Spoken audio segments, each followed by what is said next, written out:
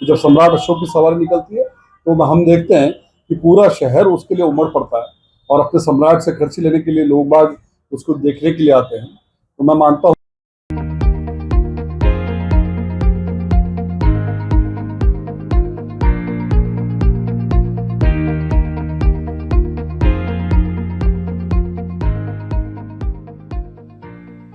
देखिए नगर निगम की परंपरा रही है कि सम्राट अशोक की सवारी वर्षों तक नगर निगम के द्वारा निकाली जा रही है। और मैं कह सकता हूं कि चूंकि अभी बोर्ड खत्म हो चुका है, लेकिन चूंकि प्रशासक हमारे सम्माननीय संभागीय आयुक्त अभी वर्तमान में प्रशासक के रूप में है और हमारे आयुक्त महोदय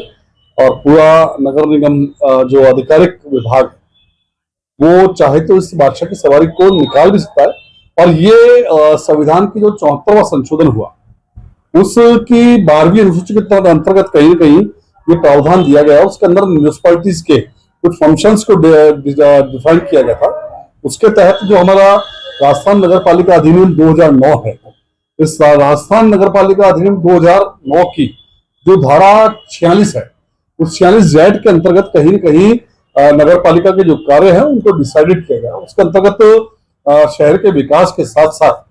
शैक्षणिक और शैक्षणिक गतिविधियों को,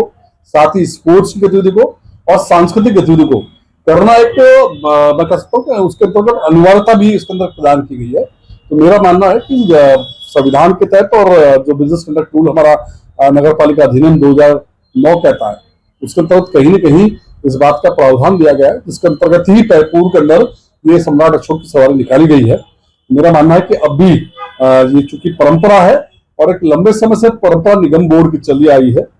जनता का सहभागिता उसमें कहीं ना कहीं सुनिश्चित होती है। जब सम्राट अशोक की सवारी निकलती है तो हम देखते हैं कि पूरा शहर उसके लिए उमड़ पड़ता है और अपने सम्राट से खर्ची लेने के लिए लोग बाग उसको देखने के लिए आते हैं। तो मैं मानता हूं कि इस परंपरा को जीवंत रखना चाहिए,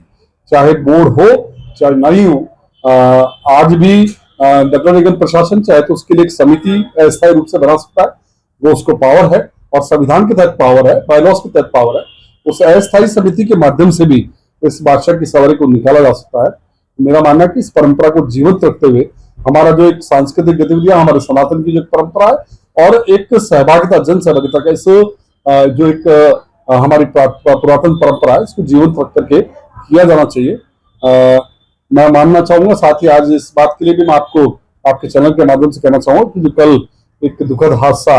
ब्यावर के अंदर बादशाह की सवारी को लेकर के हुआ और उसमें स्वास्थ्य कारणों से जो बादशाह बने थे चंद्र प्रकाश जी अग्रवाल, उनका निधन हुआ, निश्चित रूप से हम सबके लिए बड़ा शोक का विषय है और मैं उन्हें अपनी भावपूर्ण विनम्र श्रद्धांजलि अर्पित करता हूं। सालों से नहीं चल रही, जब से मैं पैदा हूँ जब से मैं देखता आ रहा हूँ अशोक सम्राट की सवारी निकल रही है